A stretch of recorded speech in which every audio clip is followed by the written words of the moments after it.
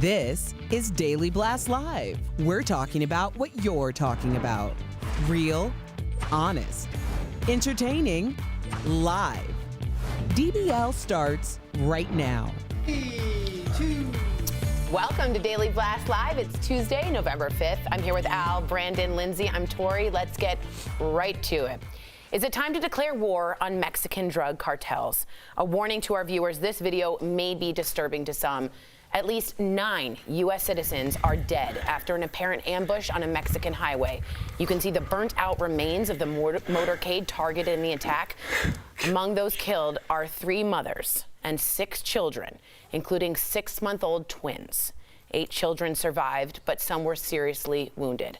President Trump tweeted right about it, saying, quote, "This is the time for Mexico, with the help of the United States, to wage war on the drug cartels and wipe them off the face of the earth." I want to take this very seriously. I like that President Trump jumped right in and go around the horn and kind of hear your opinions of, do we go to war with the drug cartels? Now they've killed a family. It's Mormons that are both a Mexican and American, and they travel between the borders.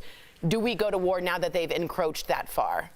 I really disagree. Honestly, I don't think we should go to war at all. The president of Mexico said it's the worst option. Yep. He said it's not an option. Yep. And so I think they were overstepping here by going to war with them. I also don't know what it's going to do for us. Like, we waged a war in our own country on drugs from the 70s on, and it didn't stop us from finding other sources of illegal drugs coming in here. So I don't know what this is going to solve for us. Why would we go to war with Mexico? I completely disagree. Okay. I'll tell you why. It's because of the family. You know, we have a white Mormon family that just died in Mexico, and Trump and Congress have been giving the Mexico money, $2.8 billion since 2008, to fight the cartels. Now that this has happened and we have a campaign coming up, he can show how he was tough on ISIS, he can show how he was tough on the cartels, but at the same time, no one's saying anything about the over 100,000 Mexicans that have died since 2006 trying to fight the cartels. So you think it might be a good blonde white family? I mean, that might be I'm not trying to use it because of that. I just look at it, he's an opportunist. This is his time to rally the base and show how tough he is.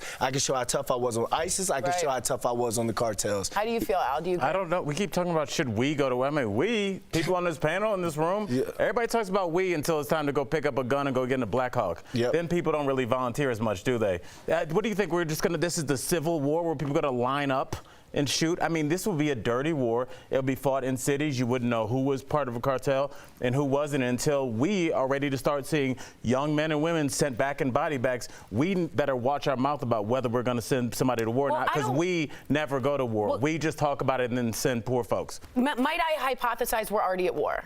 Might I hypothesize that Al-Qaeda's killed 5,000 of us maybe since 92, and the opioids and heroin, 94% of which comes from Mexico, kills 500,000 And why are people addicted to heroin? They're addicted to heroin because they got hooked on the opioids from Big Pharma. They then took those drugs off the street and created a nation of people that are addicted to opioids, so they go get them off the street. So that's not Mexico's fault. Mexico has been supplying this country with cocaine and other kinds of drugs that Americans are taking. Okay, but so let's be honest about it. They're not sending it. Is it piling up on the streets? So let's not, where's all this cocaine? So let's not have a bag over our head and say we're not already there. We're going to spend billions in the health industry with opioids addiction. We're going to lose 500,000 Americans in 10 years. It's our border. Now they're killing Americans. You don't think at some point we're already there?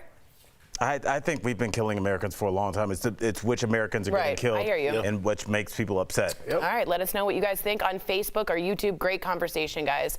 Well, a man, this is so tragic, was stabbed to death over a chicken sandwich. In case you didn't know, Popeyes has reintroduced its famous chicken sandwich. And since its rollout on Sunday, there have already been a number of brawls at stores across the country.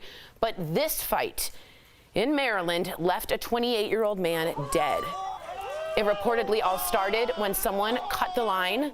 The video captures the beginning of what ended up being a fatal stabbing that ended in the parking lot.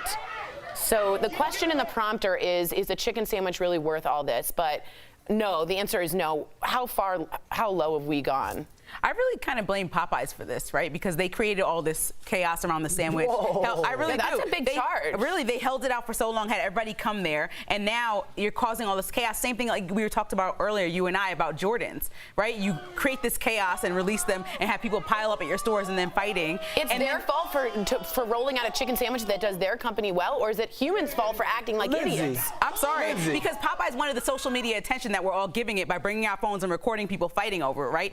I even went to Popeyes and waited online for an hour, and people were a little testy there, but it wasn't to this degree. But everyone took out their phones. That's the reason you were there. It wasn't about. So how come you're still here? How come you weren't stabbed to death? Because if somebody would have backed into my car or something, I wouldn't try to fight them. You have sense. These people right here don't have any damn sense. Like, if you're gonna fight and lose your life over a chicken sandwich, come on now, like that's too much. I retweeted a video the other day because this lady was throwing fries at some McDonald's customers, and they took a blender and threw it at her and hit her in the face. She wants to sue McDonald's, and she wants to go through the legal system. You're the one throwing the fries. Now take this concussion and go home and put some ice on that. But I don't understand how it's Popeye's fault if people are sitting there stabbing themselves over a piece of chicken. I don't agree? I don't know what there is to agree to. I think that what your entire business model is, it's create a demand for your product, right? Yeah. So the way that you do that is make it a limited kind of release. That's why they limited edition this and one of a kind this. Only 300 of these were made. That's why certain scotches are expensive. So I think that just, with Popeyes, I think this is more about social media. I think it's more about people saying, I sit in line for 2 hours, I'm going to eat this on my social media, comment on it, and hopefully I'll get some views and some tractions. That's all I think it is. I think we saw this whether we're talking about Jordans, whether we're talking about Cabbage Patch Kids, Beanie Babies, whatever. Anytime there's a limited amount of something that has a large demand, you're going to see things like this. So it's really our fault for watching all these videos and being entertained by people fighting in Popeyes. I would say we contribute to it. I think social media and the culture has become this sort of outrageous need, and so far that you kill one another for it. I think it is social media. No, but we talk about social media like it's some giant living in the hillside coming to visit the townspeople. The social media is us. Right, it's us. That's what I said. Yes, it's human beings. So yesterday we laughed about the videos of people going crazy. Right. So today we're not laughing because someone died. I think going crazy and violent are two different things. I do. All right, well, the president's son, moving on. Tell us what you guys think. Donald Trump Jr. has a new book out called Triggered. I'm triggered by that title. How the left thrives on hate and wants to silence us. He was on CBS this morning talking about it with the Gayle King. Take a look. You intended to write a book about forgiveness and healing, that it would be a political chicken soup for the soul. I think that may have been a little tongue-in-cheek. Yeah. After what I've been through for the last few years, I probably am entitled to hit back a little bit. Can you see yourself running for office? Listen, I don't ever rule anything out. The reality is this. Right now, I like the campaigning part. I actually enjoy some of that fight. I like getting out there and being with real people and seeing the difference that my father and his policies are making in their lives. I don't know right now at this stage of my life that I would like the day job component of it. Yeah. You talk about... Okay, I feel strong. I feel a strong emotion when I hear Donald Trump Jr. speak. Do you think he's profiting off of his father? Do you think the book's going to do well? Do you think he'll make a run for office? How do you generally feel about Donald Trump Jr.? You guys talked about business and earlier supply and demand. I think that he's titled his book super appropriately for somebody who wants to either get people hate reading it or people who are in his base reading it. I think that was a genius move. He goes on this show and he also lists out in the book a list of accomplishments that his father has done, like the unemployment rate, for example. And so this is part of Trump's re-election. This is part of setting him up to run, I think, in the future. Does anyone else get the feeling that he rubs you the very wrong way? Slimy, mean-hearted, and totally but not his base. Yeah. Okay, that's fine. I'm just asking. Yeah. For what the image that his base has, he kind of looks like he has class compared to a lot of what Hillary Clinton tried to call deplorables at that time. You know what I mean? The hair slicked back, and he also said that how he kind of rejected trying to be at the black tie affairs in New York, and he wants to be with the Rust Belt people. But I look at what he says about not wanting to the day by day, because it's like me coaching football. My father wants me to coach football, be the next London to coach football. Hey, I would love to go out, throw a pass with Al Jackson and his kids and teach kids how to catch, but at the same time, the everyday stuff, the administrative work you have to do, no thank you. I don't know. This guy, for me, it's like he got involved in the Mueller situation. He got his father in trouble at the hotel. He then basically basically tweeted out about Biden, saying he couldn't believe how he's profiting off his father when he doesn't see the hypocrisy. He really just rubs. This is why y'all lose elections. It's not about this. What Donald Trump is doing, Donald Trump Jr. is doing, is perfect. He's writing a book that his base can feel, and he's starting to do things that his base. He's starting to do what? Show up at UFC events. He's starting to show up at football games, baseball games. Hey, he's one of us, hanging out, drinking a beer with the guys. He looks like one of the guys. He talks like one of the guys. He is the next dude. I'm telling you now. Okay. We'll see. All right. Well, let us know what you guys think. DBL's live, and coming up, celebrities are catwalking for a cause. We'll talk about this special nonprofit. That's awesome. Very close to their That heart. picture makes me happy. I know. And you, the viewer, are our fifth host. It's the great debate. What do you do when the check arrives? Split it down the middle or itemize every single thing? Your comments coming up next.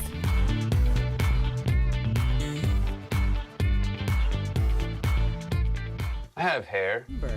DBL is better than ever. This week, we're talking with the father of school shooting victim, Kendrick Castillo. Don't miss a minute of Daily Blast Live. This November, Hi DBL Nation, Kelly Schubert here, the DBL digital team. I'm tracking all the breaking and trending news for you right now, but hey, let's go to the desk and talk to them more about that Popeyes situation. It's pretty crazy. Tori, we've got a lot of comments coming in on the Popeyes situation. I agree with People Brandon. are saying all of this over a $3 chicken sandwich. That's what I'm saying. Jules Watson says a chicken sandwich. How is this a stabbing offense? Cutting the line. This is a sad state of people who have no morals and no sense. Brandon, I agree. You know what's interesting? Jane Goodall, who studied chimpanzees and primates, they always say she saw, everyone thought they were like lovely, vegetarian, and chimpanzees actually are meat-eating war tribal animals. And it's so interesting to me how silly human beings can become and how it's just, I don't know. ridiculous. I mean, you all know it's the dumbest thing ever. It's crazy. We have another video that just came in showing people skipping the line, and she's ruining the whole side of her car so she can try to skip the line to get a chicken sandwich. It's not even about the sandwich. It's about the Air Jordans. It's about, you know, I do kind of think Popeyes is to blame a little bit. I mean, they built this hype up so That's what you do in business. Yeah, That's your whole thing. What do you think? Capitalism is about making a limited product and selling it. It is in no way their fault. Yeah, but to sell out for however many months. That's how you do it. You have limited. You don't have 18 Yeezys out. You have 2 Yeezys, and people wait around the block. Are you gonna do something about this? Oh yes, I'm very sorry. This piece keeps falling to Ray. Yeah, that's a whole moment. Hey y'all, how you doing? Wait, what's wrong? Oh, is it? Oh, how's it look? I don't know. I don't know. To Lindsay's point, I don't know if we blame Popeyes though. I think it's just. No, I don't think you can at all. I think you want people to be interested in your product. I think that's what capitalism is about. Oh, Karen, I'm going off on you. This is annoying. Uh-oh, so Karen, better watch out. Lindsay is a good Oh, sorry, Karen. I'm not going to go off, but I disagree with your stance. I feel her. I say go off. Take flight at Asia. Dude, people are really interested in this. The food splitting bill. Oh yeah, it's a good one. It's a good one.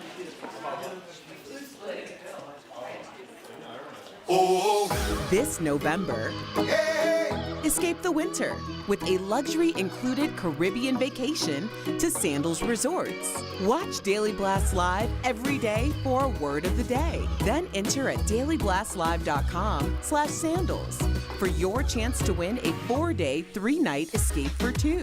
The winner will be announced on DBL November 26th. Stop dreaming and start entering for your chance to win the trip of a lifetime.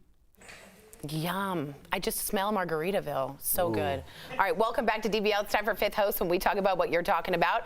Dining out with friends can be awkward when the check arrives. There are really only 2 options. You can split it evenly, or you can go through the motions of itemizing everything. You guys are up in arms about this one. So DBL Nation, how do you split the check? Evenly or itemize? Karen from Twitter says, I would never split the bill evenly. Why should I pay for everyone else's $20 cocktails and $20 appetizers? Karen, I'm sure you're a nice lady, but this is crazy. If you go to dinner with like 10 people, you cannot go there like, oh, I got the chicken, I got this Alfredo. No, that is the worst and most annoying thing. I would never invite you to dinner, Karen, but I really thought you were a nice lady. But I don't know about that, Lindsay. Insane. No. It's insane. Everybody's going to dinner to have a good time, split the bill. No, but there's somebody at a 10-person dinner that you don't know that well that's getting doubles. Yep. And you're like, I don't know that dude, but I know that's his fourth one, and he's had about $80 worth of booze. And I'm like, I don't know you. I'm not about to like pay an extra $100, like, because it's that dude always wants to split it evenly. I would notice the trend and say, listen, you're ODing. Please. But if you don't know him that well, you can't say that during dinner. Hey, I just met you, stop drinking. I can't do that. All right, Brandon, go next. She just said to Karen, Adasia, great name, from Facebook says, eat with people who have similar ways as you. My friends and I like appetizers, entrees, and drinks, so we split the bill evenly. It's easier and takes less time. I thought your only options. Isn't that the whole menu? Especially for a large group. No, I like this way, Adasia, because it doesn't allow you, the patriarch of the table, to look cheap, and your thing is the matriarch. So if we're all out and you're like, oh, I got this corn on the cob, or I got this, no, you guys are making me look bad. We just split it 4 ways, or give me cash and I'll put the card down. We'll talk about it later because I know we all get paid on the same day. I mean, some people might not be able to put the whole thing on their card though. That's a lot. He's saying that's how he does. Brandon puts the whole thing on No, he said his first thing was like, you're making me look bad. Let's split it into 4 ways. That's not him taking a check. Chris from Facebook says, if we're splitting the bill, I need to know ahead of time so I can engage in some mutually assured destruction. I don't even know what that means, but I'll tell you this. If I'm out to dinner with a bunch of people I'm close with, I'll try and take the bill, and because what I've always done is I figure if we're going to do something after this, then it'll all kind of come out in the wash. Yeah. If we're going to go to a club or something after, then you get the next couple rounds of drinks and it'll kind of even out naturally. But if we're doing dinner and we're going our separate ways, let's get that check split up. What's wrong? Nothing. Yeah, let's do it. I was thinking about doing the next comment, but I'm not going to. You're not going to. Just give your 2 cents on it, quick. Okay, I definitely think you shouldn't itemize. I think it takes too long. But can I be honest? Someone's got to come up with an app where you take a picture of the bill and it itemizes somehow for you. Ooh. But how would the app know? I don't know. That's my problem. Coming up, you know him from his role. Very invasive app. And now actor Lindsay John had the wings. McKinley is spreading the word about a cause that's very close to his heart. That's coming up next on DBL. Are you?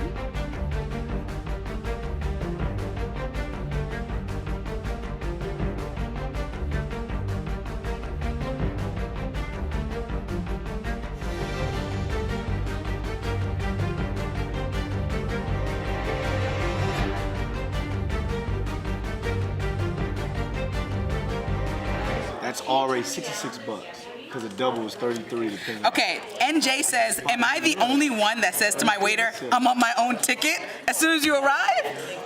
Get there and say, hey, I'm on my own ticket. You're not wrong for that. What do you do, Brianna? What? Just let her know. Okay. You itemize the receipt or do you split it up?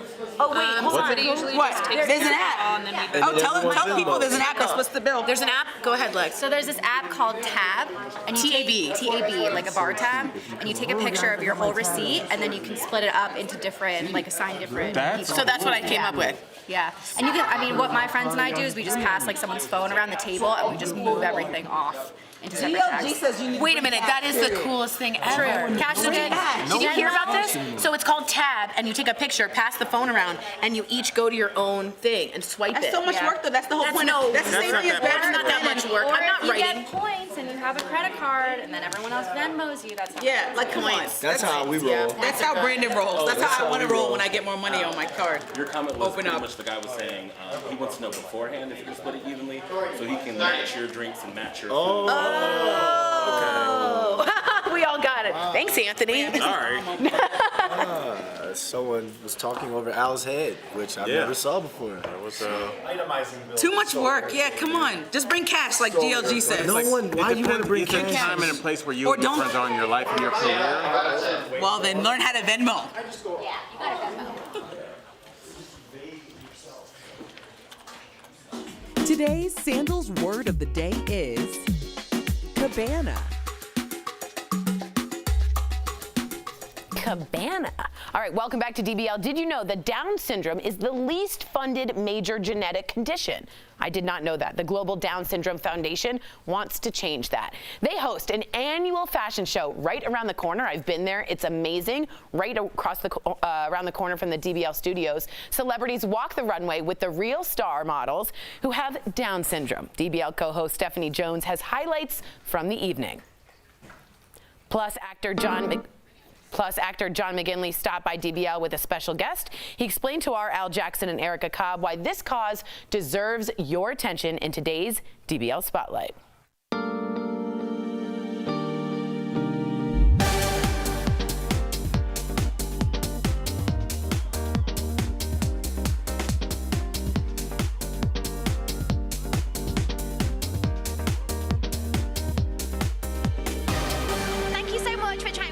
Live. Tell me, why have you chosen to support the charity today? Well, there are a number of reasons. You know, I feel that the Down syndrome community has so much to offer. Not a lot of people understand, you know, what Down syndrome is, and we want to make it, you know, obviously create awareness, but at the same time raise funds. The children, the people, the adults that I meet with Down syndrome, we could learn a big lesson from them. She's rocking it. She knows what's up, don't you? Uh-huh. How does it feel to have your big brother here now? Are you happy? Finally. Right, last year was my first time at this event.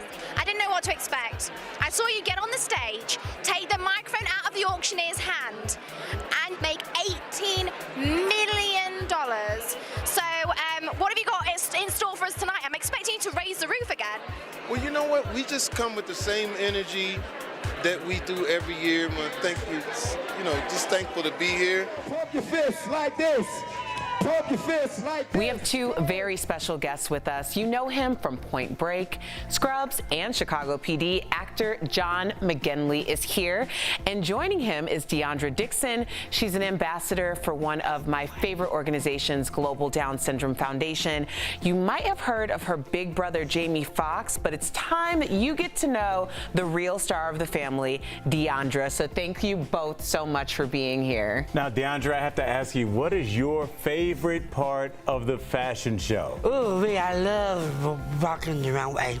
Yeah, the runway. That's great. I've seen you rock that runway. And she don't walk the runway. Yeah, it is. I run that runway. It is a strut. Yes. I've been to the show, so I've seen you before, and it's always a pleasure to see you.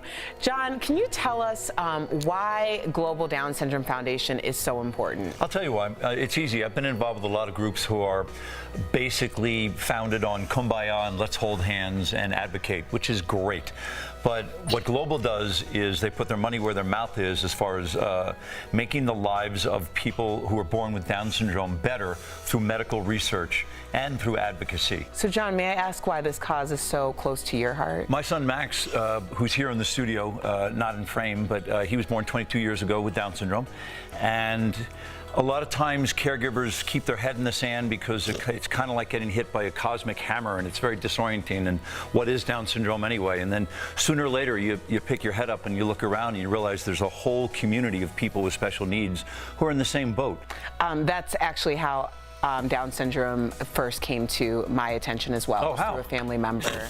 And that's why I started to become more interested or more educated on Down syndrome because of a family member. And I think that's how a lot of us end up in these situations. That's awesome. And speaking of helping, Deandra, if somebody wanted to help, how can they?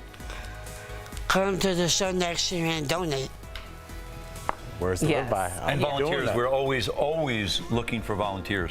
The show next year is October 3rd, and as of course donations, but we need volunteers. They make or break us. Well, please go support the Global Down Syndrome Foundation. They are doing amazing work. We'll put more information on our social media pages. And thank you, Deandra and John, for both being here today. We'll be right back. Thanks, Erica. Thanks, Al. Thank you. Promotional consideration is brought to you by... Good hair doesn't just make you look good, it makes you feel great. I'm really happy because it's... We're less than a year away from the presidential election, but people in 4 states are headed to the polls today. The big story is in Kentucky and Mississippi, where Democrats have the chance to pull off upsets in states that voted for Trump in 2016. Now, if you're headed to the polls today, let us know how you're feeling with the hashtag DBLTake. Listen to this. A woman could go to jail because she didn't return her library books? What? The woman says she checked out 2 books from her local library back in 2017. Now, when she went to the library this year, she was told she was barred because she hadn't returned her books. Now, she found the books on her son's bookshelf and went to return them thinking everything would be fine. Well, get this. When she went to get a new job, they said they couldn't hire her because her background check showed that she had no warrant out for her arrest. She thought it was a joke, but it turns out it wasn't. A pretrial meeting for the case is scheduled this week. DBL Nation, I think this story is ridiculous. I gotta know what you think. Hey, this has been Fast Blast for you. Make sure you tune in this afternoon for our entertainment edition with Raquel Villanueva. Bye now.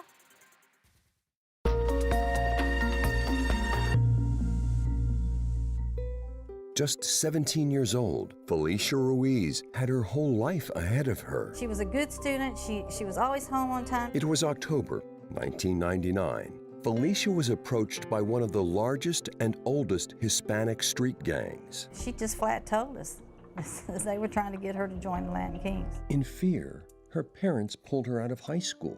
However, Felicia still kept in touch with her friends and was invited to a Halloween party. You could see she was kind of excited, and when she finally let it out. She says, "Dad, can I go to a party?" Her protective parents were hesitant, but they said yes, a decision that will later haunt them. She said, "I love you, Mom." And I said, "I love you too, Mommy." And she got in the car and drove off into the night, and that was the last time we saw her alive. An open field near a vacant lot, perfect for a Halloween party. But when Felicia got here, there was no party. It was all part of a sick plan. Felicia was attacked by 3 people and stabbed to death. I mean, I can't imagine her laying out here that long. Nobody to help her. And she laid there, and I don't know, they said it took like 7 minutes for her to bleed out. Police caught 2 of the 3 suspects, Jay Farrell and Lisa Huerta. They're in jail, but pin the blame on Jesus Salazar. Jesus was Lisa's boyfriend at the time. Felicia's mom believes it was jealousy that led to her daughter's death. She told Jesus, "If you love me, you'll prove it by killing her." The killing was brutal. If you cut from the throat, they stop bleeding constantly to the dead. Police know Jesus is responsible, but can't find him. I can tell you where he isn't, and he's not in the United States. We're actively tracking him. It's a continued ongoing investigation. Police believe he escaped to his hometown in Venezuela. It's not fair that he lived here and he murders an American girl, and then he goes back to Venezuela and gets protected. 20 years later, her family isn't giving up. He's from... Hi, Bert. Hey, Bert. It was so good. Oh, go ahead, Rob. Go on and get him. Okay, hold on. Did we get him? Yeah, we got him. Okay, good. I'm sorry. No need to apologize. You run this place. Welcome back to DBL. You've got to see this video of a man who is very lucky to be alive right now. He stumbles and falls onto the tracks as a train pulls into the station, and a fast-acting transit worker pulls him onto the platform just in the nick of time. Look at that. That looks like something that would happen in like John Wick. Right? Yeah. Like some kind of like crazy. I mean, his foot must have fell the train. that's insane. That's amazing. Yeah, I mean, we've seen so many acts of heroism down in the subways lately. Wow. Yeah, and the train track guy said he's not a hero. He's just doing what he gets paid to do. God, you are a hero, sir. All right, we'll see you same time, same place tomorrow. We all uphill battle, so be good to each other. Bye, guys.